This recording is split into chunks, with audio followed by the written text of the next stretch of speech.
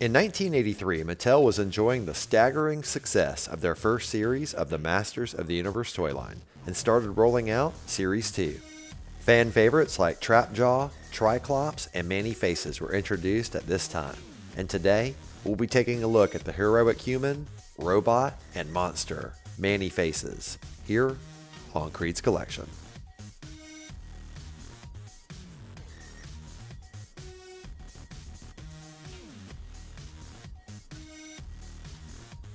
Hey, welcome back to another episode of Creed's Collection.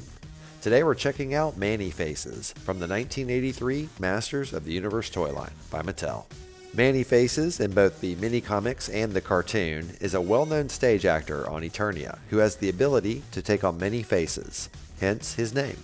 The figure has three personas: the heroic human, a neutral robot, and an evil monster. Even though the circumstances are different in both versions, ManEFaces is controlled by Skeletor and forced to be one of his minions as his monster self. He is saved by He-Man and reverted back to his good human self. However, his evil monster persona is always lurking inside, threatening to consume him. And now that we know a little bit more about ManEFaces, let's take a closer look.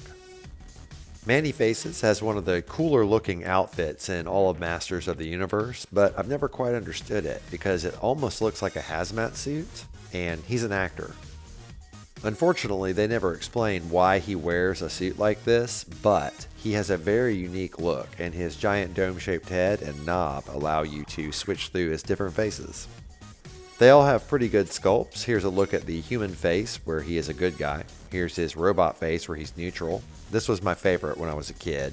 And here is his monster face where he's evil, which is my favorite as an adult. You know, it occurred to me that ManEFaces has a pretty unique power, and he can use it to get out of all kinds of situations. Hey there, ManEFaces, how you doing? Why, hello, Man-at-Arms. I was wondering if you have that $2 you owe me. ManEFaces is not here, and I know nothing of his debt. Now, come on, robot. You know what I'm talking about. Who is this robot you speak of? I know not of him. Goodbye. Damn it, ManEFaces. I want my $2.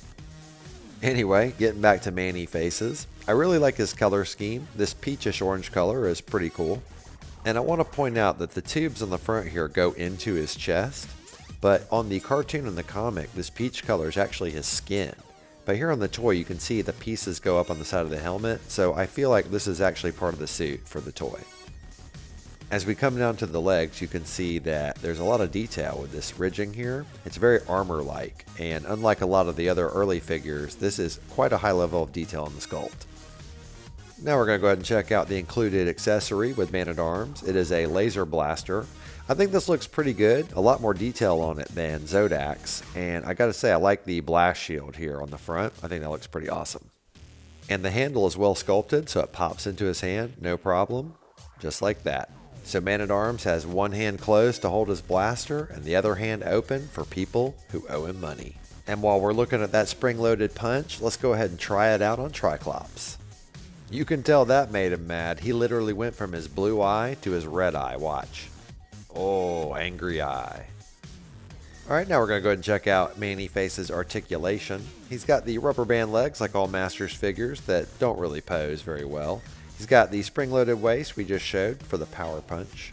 Arms can go up all the way around if you want them to, full 360.